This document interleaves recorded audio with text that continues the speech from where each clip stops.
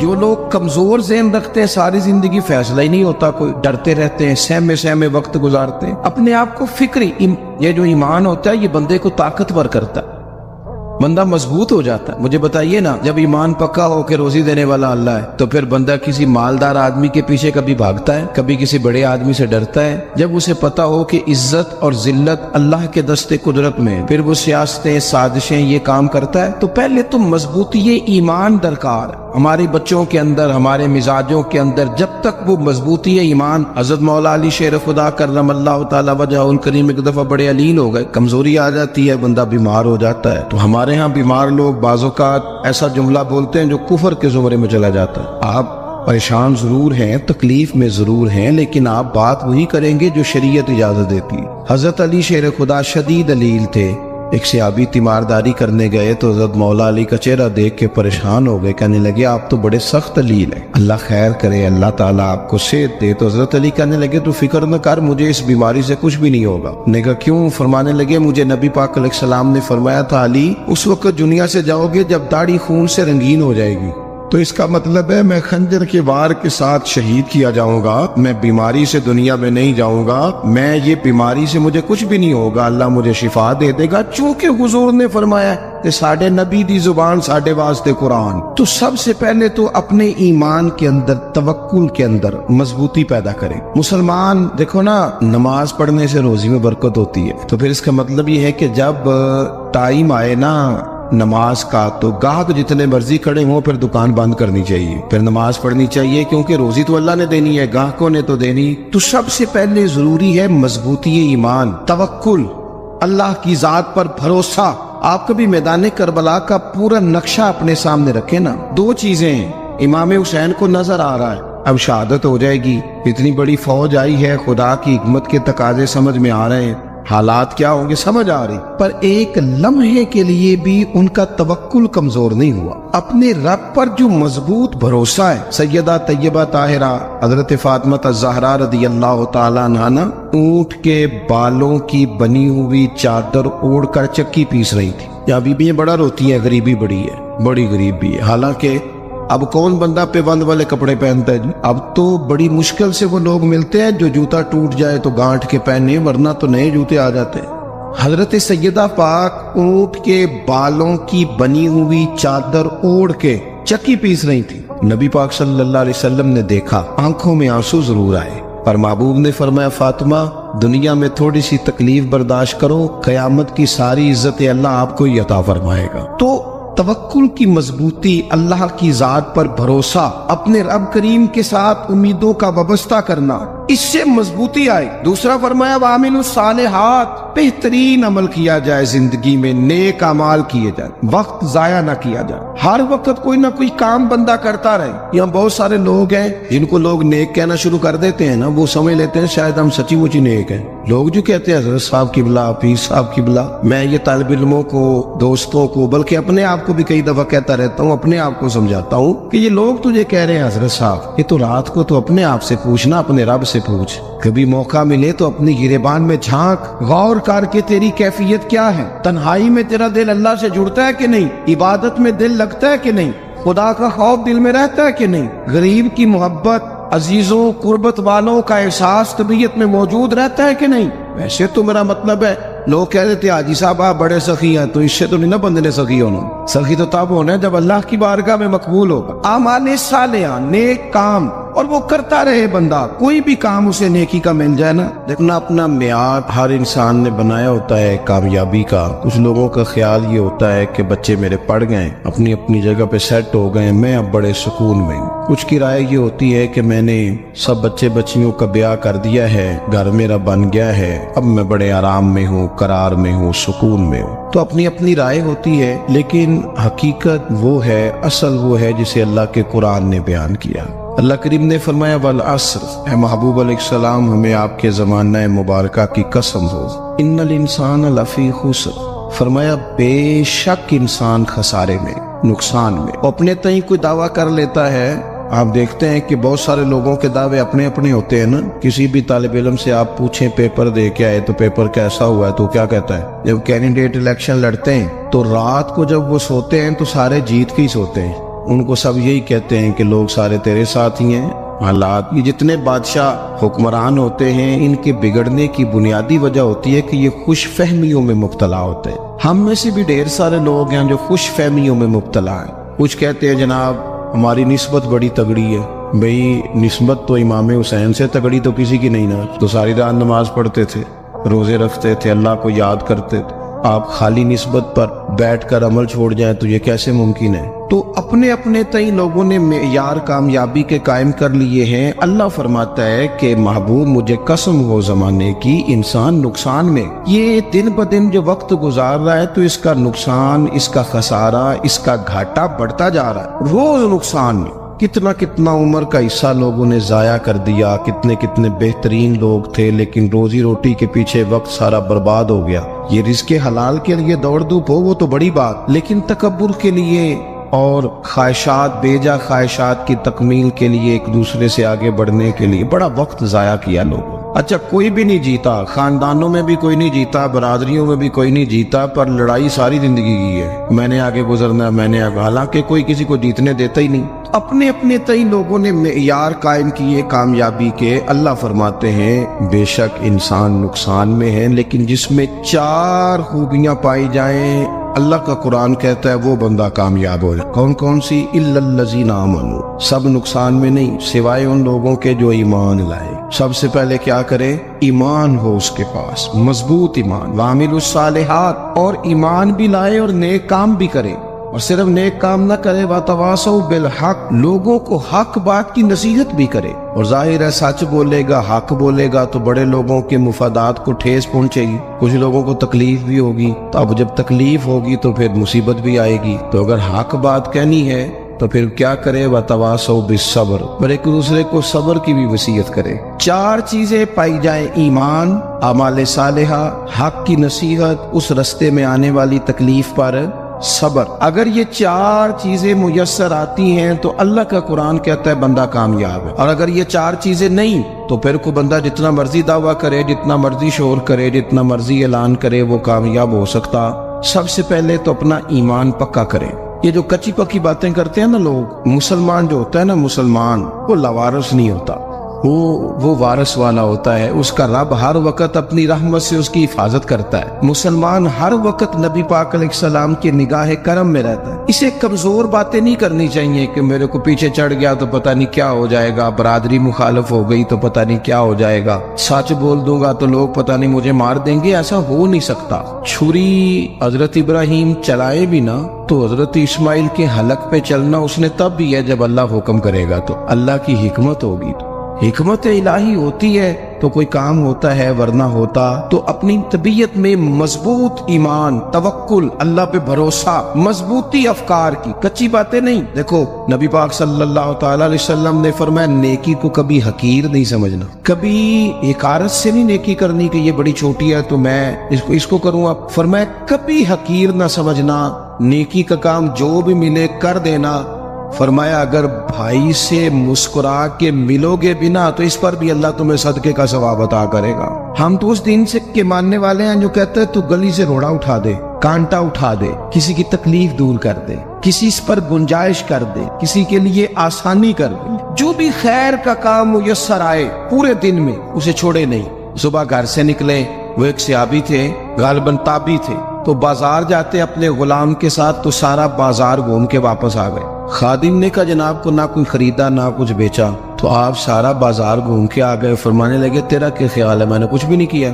کہا جناب پھر کیا کیا ہے؟ فرمانے لگے تم نے دیکھا جو بندہ بھی گزرا ہے میں نے اس کو کہا السلام علیکم, تو کتنی کو نیکیاں میں جمع کر کے آ گیا ہوں. کوئی خیر جو میسر آئے. ہم سمجھتے ہیں کہ شاید کوئی کروڑ کو روپیہ ہوگا تو پوری مسجد بناؤں گا تو پھر میں نے نیکی کر دی ہے. شاید جناب میں, حالانکہ یہ چھوٹے چھوٹے کام ہے نا, چھوٹے چھوٹے کام, ان کی تو زیادہ ضرورت ہوتی ہے, ان کی تو زیادہ حاجت ہوتی ہے. کوئی آپ رستے میں گزر رہے ہیں تو نیچے کوئی کھڈا بنا ہوا ہے تو اس پر ہم کیا کرتے ہیں, گاڑی میں بیٹھ کے تبصرہ کرتے ہیں اے روڈ کھورے کدوں بننا ہے. بھئی یہ کھڈا ہے نا تو آپ نیچے اترے نا, تو آپ دھاوڑا لیں نا, کئی پکڑے نا, یہ تو 5 منٹ کا کام ہے. یہاں آسانی کر دیں نا آپ، اس میں گنجائش کر دیں۔ حضور سید عالم علیہ السلام نے فرمایا، امام راضی نے حدیث لکھی ہے، قیامت کے دن ایک بندے کو اللہ معاف کرے گا تو مالک وہ بندہ عرض کرے گا، یا اللہ میں تو بڑا گناہگار ہوں، کس وجہ سے معافی ہوئی؟ فرمایا رات کے وقت تو گزر رہا تھا، تیرے پیر سے روڑا ٹکرایا تھا اور تو نے اٹھایا ادھر ادھر دیکھ کے کہ کوئی اللہ کی کسی بندے کو تکلیف نہ ہو جائے۔ کہ مالک وہ تو میں نے زمانہ بیت گیا، کوئی اتنی بڑی بات بھی نہیں سمجھی۔ تو رب کریم نے فرمایا تو رات کے اندھیروں میں بھی میرے بندوں کا خیال رکھتا تھا تو میں تیرا خیال نہ کروں؟ کوئی عمل ہمارے ہاں لوگ کوئی کام نہیں کرتے، بالکل نہیں، کوئی کام نہیں، نہ بڑے نہ چھوٹے نہ سمجھدار نہ ان پڑھ، کچھ بھی نہیں۔ نشستن گفتن برخاستن، بیٹھو راج کے گپے مارو، تبصرے کرو فلانا کچھ نہیں کر رہا، فلانا کچھ نہیں کر رہا، اس کے بعد اٹھ کے چلے جاؤ کہ کچھ کریں۔ وعملوا الصالحات، نیکیاں جمع کریں زندگی میں، خزانہ بنائیں، خزانہ، اپنی ڈیوٹیاں اپنی ذمہ داریاں پوری کرے، ہر وقت کام، ہر وقت ذمہ داری، ہر وقت ڈیوٹی۔ لیکن نا امام حسن اور حسین، ان کی آپ کبھی زندگی کا مطالعہ کریں، فرض نماز کے علاوہ 100 رکعت نماز نفل روز پڑھنی، پتہ کرنا ہے غریب کہاں کہاں ہیں، ان کا خیال رکھنا ہے، اور نیرے پیسے نہیں دینے۔ ہمارے لوگ غریبوں کو پیسے ضرور دیتے ہیں، عزت نہیں دیتے، ان کو 4 پیسے کی مدد ضرور کر دیتے ہیں پر عزت نفس کا خیال نہیں رکھتے۔ امام زین العابدین رضی اللہ تعالیٰ عنہ فرماتے ہیں، گزر رہے تھے، آپ دیکھیں نا، امام غزالی حدیث لائے ہیں کہ بندہ اور کچھ نہ کرے، کسی مومن کا دل راضی کر دے تو اللہ 60 سال کی نفلی عبادت کا ثواب عطا کرتا ہے۔ دل بدستاور کی حج اکبر است، از ہزارہ کعبہ یک دل بہتر است۔ کسی کا دل خوش کر دینا، اس کو راحت دے دینا، اس کو قرار دے دینا، اس کے لیے کوئی ایسا سامان کر دینا کہ بندہ مطمئن ہو جائے، سکون ہو جائے۔ یہ ہمارے ہاں جو لوگ ہوتے ہیں نا، سرکاری ملازمین، ڈیوٹیوں والے، ان کی طبیعتوں میں تلخی ہوتی ہے۔ یہ اگر صرف پیار کرنے لگ جائے نا، سے وابستہ لوگ میرے آپ میں سے ہیں، تو میں ان سے کہتا ہوں کہ شفا تو اللہ نے دینی ہے، چلو تم دعائی تو آج کے دیا کرو نا، تم آنے والے کی بات تو توجہ سے سنو۔ وہ بیچارہ اپنی بات، ہمارے ایک بزرگ تھے تو تعویذ لکھا کرتے تھے، بڑے عالم تھے، مجھے کچھ تھوڑی سی نا میرے دل میں ان کے بارے میں خفگی رہتی تھی کہ آپ اتنے بڑے عالم ہیں، آپ کتاب لکھیں، آپ تعویذ لکھ رہے ہیں، اور پھر لوگوں نے کمائی کرنی ہوتی ہے، آپ تو مفت دیتے ہیں سارا کچھ، اتنی لمبی ڈیوٹی، سارا دن بیٹھے رہتے ہیں آپ اور لکھتے تعویذ ہے۔ میں نے ایک دن ان سے گزارش کی، میں نے کہا شیخ آپ بڑے آدمی، جن لوگوں کو اللہ نے رسوخ فی العلم عطا فرمایا ہوتا ہے، ان میں سے آپ، اللہ نے آپ کو پختگی دی ہے علم میں، شعوری عالم ہے آپ، سارا دن تعویذ۔ فرمانے لگے یار میں تعویذ نہیں لکھتا، اصل مسئلہ یہ ہے کہ جو تعویذ لینے آتا ہے وہ اپنا سارا دکھ سناتا ہے، تو میں تعویذ نہیں لکھتا، میں نہ بس لوگوں کے کلیجے ٹھنڈے کرتا ہوں، میں کسی کا، اب تو بچوں کے پاس ٹائم ہی نہیں، وہ تو ابا کا دکھ نہیں سنتے، تو بیٹھتے ہی نہیں۔ اماں کہہ رہی ہوتی ہے کہ پتر کو 10 منٹ میرے پاس بھی بیٹھا کر، لیکن پتر مصروف بڑا ہے، ویڈیو چڑھانی ہے اس نے۔ ہم الجھ گئے۔ یہ چیزیں انسان کو نفسیاتی طور پر کمزور کر دیتی ہیں۔ جو لوگ زیادہ یہ کام کرتے ہیں ان کے حافظے کمزور ہو جاتے ہیں، وہ الجھ جاتے ہیں، انہیں پتہ نہیں ہوتا رات میں نے کیا کہا تھا، صبح میں کیا کہہ رہا۔ ہر وقت نہیں، ضرورت کے وقت، ہر ٹائم نہیں، مخصوص اوقات میں۔ حضرت امام زین العابدین رضی اللہ تعالیٰ عنہ فرمانے لگے، ہم گزر رہے تھے، امام حسین ساتھ تھے، تو رستے میں نہ کچھ غربا، غریب لوگ بیٹھ کے کھانا کھا رہے تھے، کہتے ہماری ان پر نظر پڑی تو انہوں نے حضرت امام حسین رضی اللہ تعالیٰ عنہ سے کہا حضور آئیے، تشریف لائیے، کھانا کھائیے۔ وہ ضروری نہیں ہوتا آپ کو سب کا کھانا پسند ہی آئے، ٹیسٹ اپنے اپنے ہوتے ہیں، یہ ضروری تو نہیں۔ کھانا پسند نہ بھی آئے تو دل تو پھر بھی راضی رکھنا چاہیے۔ قربان جائیں، نبی پاک نے کس طرح ہماری تربیت کی۔ حضرت عائشہ صدیقہ رضی اللہ تعالیٰ عنہ فرماتی ہیں، کریم محبوب کا میں نے یہ طریقہ دیکھا کہ اگر کھانا ناپسند ہوتا تو چھوڑ دیتے، پر کبھی اس میں سے نقص نہ نکالتے، عیب جوئی نہ کر۔ گرمی کے موسم میں کھڑی ہے بیچاری خاتون، اور کتنی مشقت سے اس نے کھانا بنایا، اور کتنی گرمی صحیح ہے چولہے کے سامنے، لیکن صاحب کو کھانا رکھا ہے تو وہ کہتے ہیں یہ تو کی پکایا ہے، وہ کھانے والی چیز ہے بھائی، اس طرح کرنا، اب جو اگلی انڈیا وہ تو پکا، آنا تو کھڑا ہو۔ یہ پتہ چلی یہ کام کتنی مشقت کا ہے۔ زندگی میں کچھ تھوڑا سا دوسروں کا خیال رکھنا، یہ بھی تو دین کا حصہ ہے۔ آپ اپنی زندگی میں ہمیشہ اپنے لیے سوچے، کسی اور کا سوچے ہی نہ۔ تو میرے عزیز یاد رکھیں گے آپ، امام زین العابدین کہتے ہیں نبی پاک صلی اللہ تعالیٰ علیہ وآلہ وسلم نے نا حضرت امام علی مقام کی، امام حسن اور حسین کی اس طرح سے کچھ تربیت فرمائی تھی کہ غریب پروری ان کے اندر رچ بس گئی۔ मिजाज बन गया। वो गुरबा बैठे थे दस्तरखान बिछाए सड़क के किनारे, तो इमाम हुसैन गुजरे तो उन्होंने आवाज दी। इमाम साहब रोक गए, कहने लगे हुजूर थोड़ी रोटी नहीं खा लेते हमारे साथ। तो इमाम साहब आ गए, नीचे बैठ गए गरीबों के साथ। कोई जुर्रत करे ना, चलो अमीरों ने तो गरीबों के साथ बैठने की जुर्रत नहीं करनी, कोई पीर ही बैठ जाए गरीबों के साथ, वही मेहरबानी कर दे कि मैं पीर साहब हूँ कि बुलाऊं, तो मैं ही चलो लंगर खा लो मुरीदों के साथ बैठ के। हमारी तो महफिलों में भी ना जी, नात खानों का, मौलवियों का, दूसरों का खाना और होता है, और गरीब आदमी को शापर में चावल डाल के देते हैं, साथ उसे कहते हैं ये लंगर शरीफ है। भाई अगर ये शरीफ है, तबर्रक है, तो ये पीर साहब नो नहीं सी लंगदा, अड़ता है गले में लंगर उनको। ये लंगर शरीफ जो है ये नात खां को भी तो गुजरना तबर्रक है कि नहीं? हाँ ना तो करो ना, तो जेड़ी ज्यादा तबर्रक वाली शय है वो पीरा नु भी तो खानी चाहिए ना, नात खां को। उसके लिए लहदा से मुर्ग मुसल्लम आला खाने। मैं अक्सर दोस्तों से कहता हूँ चलो मिलाद शरीफ पे ही सही सबके लिए अच्छा खाना पकाओ। चलो जिस गरीबों के बच्चों को बेचारों को सारा साल वो बोटियों के लिए लड़ते हैं, तुम मिलाद पे अच्छी रोटी पका दो, तो बच्चा जब खाएगा ना बहुत सारियां बोटियां और चावल, और अपने अब्बा से पूछेगा कि अब्बा जी आज की गल है, तो हो सकता है गरीब बाप रो ही पड़े और उसे कहे पुत्र तो आज राज राज के खाज साडे नबी पाक दा मिलाद शरीफ। तो इमाम हुसैन रजी अल्लाह तआला अन्हु ना आके गरीबों के बीच बैठ गए जमीन पे। उन्होंने कहा खाइए, तो वो जिस तरह वो खा रहे थे ना सादे बर्तनों में सादे, इमाम हुसैन खाना खाने लग गए। मैंने कहा खैर का काम कोई भी मिले उसे जाया, चलो और कुछ नहीं कर सकते थे, किसी को सड़क ही पार करा देना बीना को, चलो और कुछ नहीं कर सकते, तो आपको पता है कि सामने वाला बोझ लेके गुजर रहा है, आप थोड़ा सा हट जाएं रोड से, उसे गुजर लेने दे। कोई तो काम जिंदगी में कोई इरादा तो खैर का बंदा करे। इमाम हुसैन बैठ गए, उनके साथ रोटी खाई, थोड़ी देर के बाद इजाजत ली, फरमाया जाऊं? कहने लगे हुजूर और खाइए। फरमाने लगे मैं तो अभी रोटी खा के आया था और आज तक ऐसा नहीं हुआ कि दोबारा खाना खाऊं, एक लुकमे की भूख नहीं थी, जितना भी खाया है ना ये तुम्हारा दिल खुश करने के लिए खाया है। गुरबा मसाकिन की व आमिलुस सालिहात, ईमानदार बंदा ईमानदारों जैसे काम करता ही अच्छा लगता है। 25-25 हज किया इमाम हसन और हुसैन ने मदीने से मक्के पैदल जाकर। मैं कहता हूँ चलो हम बाजमात नमाज ही पढ़ लिया करें। चले हुजूर सल्लल्लाहु अलैहि वसल्लम ने फरमाया फजर की नमाज पढ़ के बैठ जाओ, इशराक चाश तक अल्लाह का जिक्र करो, 2 नफल इशराक के 2 चाश्त के पढ़ लो,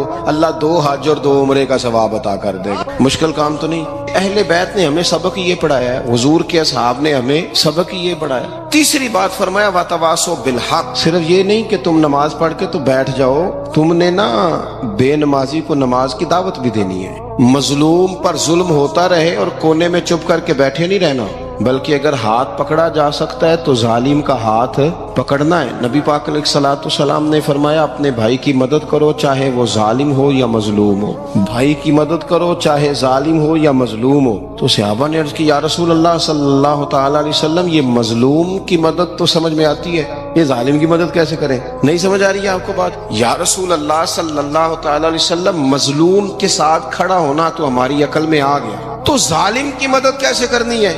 नबी पाक सल्लल्लाहु तआला अलैहि वसल्लम ने फरमाया जालिम को जुल्म करने से रोक दो, तुमने उसकी मदद कर दी, उसे बाज करो। लेकिन हम तो इतनी जुर्रत ही नहीं रखते बदी को बदी कहने की, इतनी ताकत ही नहीं होती, झूठ को झूठ कहने की हिम्मत।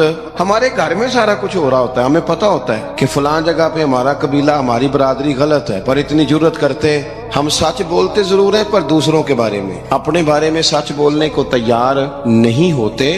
जुर्रत का मुजाहिरा करें, जिंदगी में हक को हक कहना सीखें, गलत को गलत कहना सीखें, झूठ को झूठ कहें, बदी को बदी कहें, सच्चाई का साथ दें हमेशा। हमने जब तक देखो ना जुल्म होता रहे, ज्यादती होती रहे, अपना दरवाजा अंदर से बंद कर लो, पुत्र बाहर ना जाना। क्यों जी? बाहर उस पे जुल्म हो रहा है, उनके घर आग लगी है, को हमारे घर तो नहीं ना लगी। याद रखना पड़ोसियों की आग ना बुझाओगे तो अपने घर भी आ जाएगी। अगर मजलूम का हाथ नहीं पकड़ोगे तो जालिम दलेर हो जाएगा। और हमारे जितने भी बुजुर्ग गुजरे उन्होंने जालिमों को जालिम कहा। इमाम अहमद बिन हंबल ने जेल काटी, इमाम आजम अबू हनीफा ने जेल काटी। आजकल लोग कहते हैं मौलाना साहब आपने ना जनाब गलत को गलत नहीं कहना, सियासत की बात नहीं करनी। क्यों जी? किस लिए नहीं करनी? सियासत तो तदबीर का नाम है। बनु इसराइल में जितनी भी तदबीर होती थी वो सारे अंबिया किया करते थे। क्यों ना बात करें, ये जिन कुर्सियों पे आज तुमने जालिमों जाबिरों को बिठाया, ये कुर्सी तो हजरत अबू बकर सिद्दीक जैसे लोगों की है, ये तो हजरत उमर जैसे लोगों की सीट है, हजरत उस्मान गनी जैसे लोगों का काम है, मौला अली जैसे लोगों का काम है। गलत जगहों पे गलत लोग बिठा दी और फिर झूठे को झूठा भी ना कहे, जालिम को जालिम भी ना कहे। हमसे ना रकम होंगे कसीदे यजीद के, क्योंकि हम लोग तो हुसैन के सीरत निगार हैं। ये क्या बात हुई, आप सच्ची बात ही ना करें, कलीमा हक कहें, हमेशा खरी बात कहें, सच्ची, गरचे अपना नुकसान हो, हक के साथ खड़े होना सीखें। वतवासो बिल हक, सारी आसानी थी, इमाम हुसैन को कोई मसला नहीं था, आराम से बैठे थे। आज कितने मौजों में बैठे हैं, पीर साहिबान, मौलवी साहिबान, खतीब साहिबान, सियासतदान, वडेरे, मौज लगी हुई है, किसी को कुछ नहीं कहना, कुछ कहेंगे तो फिर बंदे मुखालफत करेंगे। तो इमाम हुसैन मस्जिद नबी में जुम्मा पढ़ाते थे, चुप करके बैठे रहते। हुजूर सैयद आलम अलैहिस्सलाम के मज़ार अनवर के पास बैठे थे, बैठे रहते। लेकिन इमाम हुसैन ने फरमाया, जालिम हुक्मरान बने तो वो कौमों को तकलीफ देते हैं, वो मिली नुकसान करते हैं, वो उम्मत का चेहरा मोहरा बिगाड़ के रख देते हैं, लिहाजा खड़े होना पड़ता है, कलिमा हक कहना पड़ता है, इलाए कलिमतुल हक के लिए निकलना पड़ता है। आप अपनी जिंदगी के अंदर सच्ची बात करना सीखें। इलेक्शन के दिन आ गए, मेरे एक बड़े मोहब्बत वाले साथी थे, वो आ गए वोट के लिए। वैसे भी ये जो बीमारी हमारे मुल्क में ना जी, हमारे यहाँ हुक्मरान बाजों का कहते हैं, ओए हो जी जमहूरियत बड़ी जरूरी है। वो भी किस मुसीबत का नाम है जमहूरियत। इकबाल तो कहते हैं कि ये वो चीज है कि जो जिसमें पता ही कोई नहीं होता, पढ़े लिखे अनपढ़ का, छोटे और बड़े का, सियाने और बेवकूफ का। जमहूरियत वो तर्ज हुकूमत है कि जिसमें बंदों को गिना करते हैं, तोला नहीं करते रहते हो हर वक्त। कौम को उसका हक मिलना चाहिए, गरीब की मदद होनी चाहिए, इंसाफ मिलना चाहिए। बाकी ये तुम्हारी कहानियां हैं डिक्टेटरशिप और जमहूरियत, और हमें तुम्हारी समझ भी नहीं आती। हर डिक्टेटर के साथ होते हो, बातें जमहूरियत की करते हो, जहां तुम्हारा दिल करता खड़े रहते हो। हमें तो कोई इससे गरज नहीं, काम होना चाहिए। बल्कि जो लोग कुव्वत नाफजा रखते हैं उन्हें समझना चाहिए कि मुल्क की भाग दौड़ हमेशा मजबूत हाथों में रहे, और वो इस तरह का निजाम वज़ा करें, मिल बैठे सारे इदारे कि गरीब की सुनी जाए। वो मुझे बड़ी अच्छी तरह याद है, जब वो एक हुकूमत खत्म हुई और जो एक फौजी रह के गए थे 11 साल, उनकी हुकूमत आई तो मैं बाहर निकला तो एक बुजुर्ग थे, वो सुबह सुबह नाश्ता बेचा करते थे हमारे इलाके में, चावल और चने बने। तो मैंने उनसे कहा, बुजुर्गो पता लगा जी रात की हुकूमत बदल गई है। तो फरमान लगे, पुत्र जेड़ा मर्जी भी आ जाए, मैं तो या चौल बेच के रोटी खानी, हमें तो इनसे गरज ही नहीं। अल्लाह जाने कौन आया कौन गया, तो खेल तमाशा बनाया हुआ है। तो झूठे को झूठा कहे। मेरे एक दोस्त हैं, इलेक्शन लड़ते हैं, मुझे एक दफा आके कहने लगे, आपने कभी वोट नहीं डाला, इस दफा जरूर डाले। मैंने कहा नहीं डालता मैं। कहने लगे, वोट कौम की अमानत है। तो मैंने कहा, अमानत किसी बेईमान को दे दूं? अमानत तो अमानतदार को दी जाती। नहीं समझे आप बात? ये सारे कहते हैं ना वोट कौम की, तो अमानत किसको देनी चाहिए? सही बताओ। चलो हुण तुसी बोलना नहीं, बस दिल च गल रखनी, दिल च। देंदे वैसे अमानतदारा नहीं हो ना? नहीं, मैंने कहा बोलना नहीं, हमें किसी को पता ना लग जाए। देते वैसे अमानतदारों को ही हो ना। ये अपने दिल से पूछो, फैसला लो, अल्लाह से डरो। जालिम का मददगार जालिम होता है, जालिमों का मददगार जालिम होता है। वो तेरे मेरे वोट पर जीत कर जब जुल्म करेगा तो फिर कौन है जो ये दावा करेगा कि जनाब मैं जालिम का मददगार नहीं? सोचो समझो, गौर करो। इमाम हुसैन रज़ी अल्लाह ताला अन्हु ने फरमाया, सच को सच कहेंगे, झूठ को झूठ कहेंगे। ये नहीं हो सकता कि जनाब जुल्म होता रहे और चुप रहे। और ये सबक कहाँ से पढ़ा उन्होंने? मौला अली शेर खुदा से। जब हजरत उस्मान गनी रज़ी अल्लाह ताला अन्हु पर बलवानियों ने हमला किया ना, तो चूंकि हजरत उस्मान गनी खालू थे इमाम हसन और हुसैन के, हजरत उस्मान खालू हैं, सगे खालू हैं। तो हजरत मौला अली शेर खुदा ने ये नहीं कहा कि पुत्र इतने बंदे आ गए हैं, तलवारें हैं, मुआसरा है, बाहर ना निकलना, बल्कि हजरत मौला अली ने खुद अपने दोनों बेटों को तलवारें पकड़ाई और हजरत उस्मान गनी के दरवाजे पे खड़ा करके कहा, पुत्र ख्याल रखना, तुम्हारे होते हुए कोई भी शख्स हजरत उस्मान गनी का दरवाजा ना क्रॉस कर पाए। खुद अपने बच्चों को हर जंग में हजरत अली साथ लेके जाते थे। हम तो बच्चों को दलेरी सिखाते ही नहीं, बुज़दिल। और कुछ हमें बाबे मिल गए, वो कहते मुंडे नु साया है। मैं क्या बाबे नु आप साया है, इनू भी करो दम कराओ। इसको नजरी साया आता, कैसे नादानों से पाला पड़ गया। क्या होता है वो साया? अच्छे भले सियाने नौजवान बत्ती बंद करके अंदर लेटा हुआ बच्चा है, बाबे नु बाबा कह गया इनू साया। बाबा केड़ा कह गया जेड़ा बाहर रोटी लैन आया सी? भी एडी पहुंची सरकार होंदी ते टुकर ही घर खा लेंदी। लोगों के किस्मत का हाल बताता है, अपनी इतनी खराब है कि मांगता फिरता है। क्या मजाक बनाया हमने अपने साथ। थोड़े समझदार हो जाए, हर बंदे की बात का असर कबूल ना किया कर। मोमिन के पास ताकतें होती हैं, جو جدھر لگاتا ہے چپ کر کے لگ جاتے ہو. ان الذین قالوا ربنا اللہ ثم استقاموا تتنزل علیہم الملائکہ. اللہ کہتا ہے تو ڈٹنا سیکھ، رب کا نام لے کے ڈٹ جا، رب تیری مدد کے لیے فرشتے بھی نازل کر دے گا. فرمایا یہ نبی مومنوں کے جانوں سے بھی زیادہ قریب ہے. ہم بڑا عام لفظ بولتے ہیں کہ فلاں چیز میرے دل کے بڑی قریب ہے، میری سوچ کے بڑی. جو لوگ دل کے قریب ہوتے ہیں ان کے پاس اٹھنے بیٹھنے کو دل کرتا ہے. تو اللہ کریم نے قرآن پاک میں فرمایا کہ یہ پیغمبر صلی اللہ علیہ وسلم تمہاری جانوں سے بھی تمہارے قریب ہے. اور حضور نے وضاحت کر دی، نبی پاک نے وضاحت کر دی. حضور نے فرمایا لا یؤمن احدکم حتی اکون احب الیہ من والدہ وولدہ والناس اجمعین، او کما قال نبی صلی اللہ علیہ وسلم. فرمایا تم میں سے کوئی اتنی دیر تک مومن ہو ہی نہیں سکتا جب تک ہر چیز سے بڑھ کر مجھ سے پیار نہ کرے. ایک مثال دے لوں، بات آسان ہو جائے گی. جس گھر کے اندر پیسہ بے شمار ہو، دولت بے شمار ہو، مکان ایک نہیں چار ہو، اور دنیا کی ساری آسانیاں گھر میں موجود ہو، سارے دوست میری بات پہ توجہ کرنا، ہر شے ہو، بینک بیلنس بھی ٹھیک ٹھاک ہو، بچوں کا فیوچر سیف ہو، لیکن گھر کے اندر میاں بیوی کی صلح نہ ہو. بچے کہتے ہیں گھر میں ہر چیز ہے پر امی اور ابا کا جھگڑا ہر وقت جاری رہتا ہے، وہ گھر صحیح چلتا ہے؟ آپ نے بولنا اس لیے نہیں کہ یہ باتیں لوگ، یہ گھر کے اندر کی باتیں ہیں نا. حالانکہ پاکستان کا تجزیہ یہ ہے کہ 95% میاں بیوی کے حالات ٹھیک نہیں. پاکستان یہ سرکاری اعداد و شمار، 95% گھروں میں اختلاف رائے. یہ بات ذہن میں بٹھا لے کہ میاں بیوی کا اگر اتفاق نہیں نہ ہوتا تو وہ کہیں کہ گھر میں کوئی بھی خوشی رہے گی تو یہ ممکن ہی نہیں، یہ سوال ہی نہیں پیدا ہو. 6 بچے ہوتے ہیں اور شادی کو 24 سال گزر جاتے ہیں پھر بھی طلاق ہو جاتی ہے. اس لیے کہ میاں بیوی کے لیے سب سے ضروری چیز آپس کی محبت ہے. اور یار کیا خوبصورت انداز ہے میرے رسول پاک علیہ السلام کا. جتنی شاندار طبیعت حضور نے مولا علی شیر خدا کی تھی اتنی کوئی کر سکتا ہے؟ اور جتنی اعلیٰ ترین تربیت اور حسن سیدہ فاطمہ کو اللہ نے دیا کسی اور کو مل سکتا ہے؟ لیکن میرے نبی پاک علیہ السلام نے ان کی شادی کے بعد ان کو اکٹھے بٹھا کے ان کے سر آپس میں جوڑ کے ہاتھ اٹھا کے دعا کی تھی کہ اے اللہ ان کے درمیان محبت پیدا فرما دے. میاں بیوی کے درمیان جو سب سے اہم چیز ہے وہ محبت ہے. بچے کہتے ہیں ہم کدھر جائیں، ابا کی سنیں کہ اماں کی سنیں؟ اور اکثر گھروں میں بچوں کی تربیت رک جاتی ہے اس لیے کہ میاں بیوی کا سلوک نہیں ہوتا، تباہی اتر جاتی.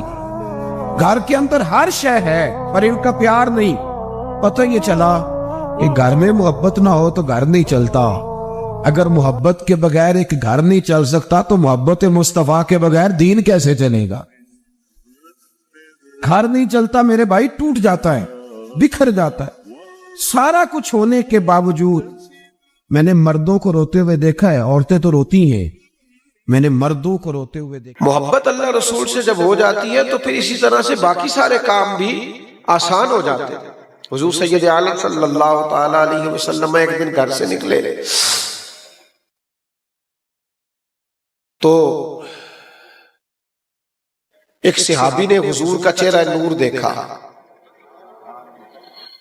تو اس کو محسوس ہوا کہ کچھ بظاہر کمزوری ہے نبی پاک کے جسم اطہر پر.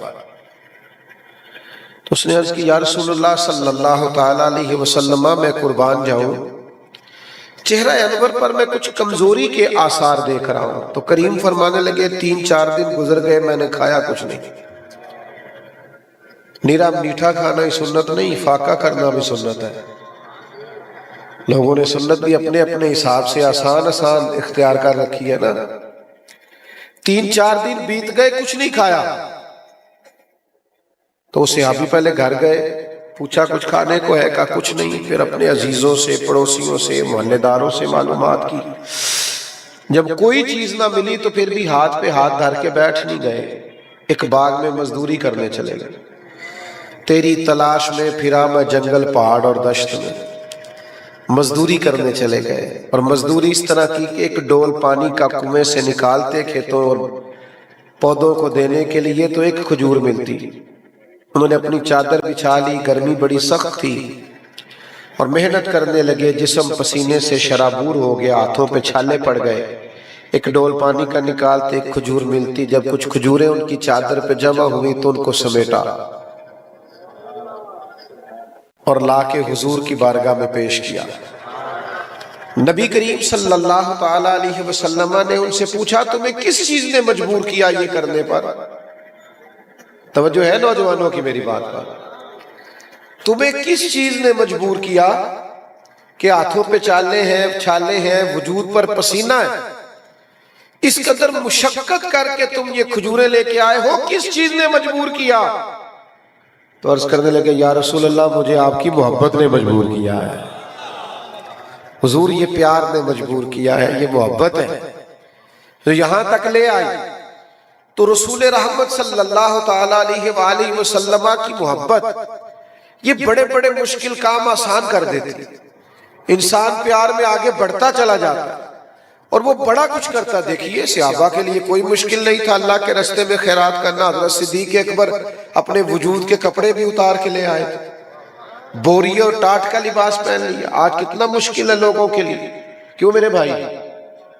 کتنا مشکل کام ہے، لیکن حضرت صدیق اکبر رضی اللہ، چھوڑے بیٹا اس پہ یہاں درست نہیں ہے، آپ نے یہ کام کرنا ہے تو سامنے تشریف لیں، اللہ آپ کو ڈھیروں برکتیں دے۔ توجہ رکھیں بات پر میرے عزیز، اچھی طرح سمجھیے گا کہ جب محبت ہو جاتی ہے پھر نہ انفاق فی سبیل اللہ مشکل ہے، نہ جہاد مشکل ہے۔ پھر تو ایک بھائی کو حضور نے تیار کیا ہے تو دوسرا کہتا ہے یا رسول اللہ میں اس سے زیادہ طاقتور ہوں، یہ قد میں بڑا ضرور ہے پر میری کشتی کرا کے دیکھ لیں۔ یہ سارے جذبے محبت کے وجہ سے پیدا ہوتے ہیں، یہ سارے ذوق محبت کی وجہ سے پیدا ہوتے ہیں۔ تو سمجھ لیں کہ نبی پاک کی محبت ہر مشکل سے مشکل کام کو آسان کر دے گی۔ یہ جو لوگ کہتے ہیں نا میرے اخلاق ٹھیک نہیں ہوتے، پیار کر لیں وہ میرے نبی پاک سے۔ یہ جو کہتے ہیں میں بے نمازی ہوں تو پیار کریں رسول پاک سے۔ حضور کہے میری آنکھوں کی ٹھنڈک ہے اور نبی پاک سے پیار کرنے والا نماز نہ پڑھے، یہ ہو نہیں سکتا۔ تو آپ نبی کریم سے محبت کریں گے تو بڑے سارے کام، قرآن سمجھنا، قرآن پڑھنا، فہم دین لینا، دین کو سمجھنا، دین کی ڈیوٹی کرنا، سب آسان ہو جائے۔ شرط یہ ہے کہ حضور سے پیار کریں۔ ہاں چند ایک تقاضے ہیں محبت کے، میں نے زیادہ باتیں نہیں کرنی، میں تھوڑی تقریر کرنے کا قائل ہوں، کچھ میری طبیعت بھی آپ دیکھ رہے ہیں ایسی نہیں ہے کہ میں لمبی بات کر سکوں۔ کچھ تقاضے سمجھے حضور کی محبت کے۔ پہلا تقاضا نبی پاک کی محبت کا یہ ہے کہ جو حضور سے پیار کرے گا پھر نبی پاک کی بات بھی مانے گا۔ یہ نہیں ہو سکتا کہ آپ کہیں ابا جی پیار مجھے آپ سے بڑا ہے، لیکن ابا جی کہیں دوائی لا دو تو کہیں نہیں دوائی بڑا بھائی لا کے دے گا، پیار مجھے ہے۔ ابا جی مجھے محبت ہے تو ابا جی کے کپڑے لا دو، کہتے نہیں یہ دوسرا بھائی لا کے دے گا۔ تو وہ کہیں گے بیٹا تو پیار بھی رہنے دے، یہ بھی دوسرا ہی کر لے گا۔ تو نبی کریم سے محبت ہو پھر انسان حضور کا حکم مانتا ہے، پھر نبی پاک کی ہر بات فوراً۔ اور یہ اصول بھی ہے، کسی سے دنیا میں بھی سفارش کرانی ہو تو وہ بندہ ڈھونڈ کے لے جاتے ہیں جس کا اس سے پیار ہو، کہتا تیرا تعلق ہے یار، تیری بات مانے گا۔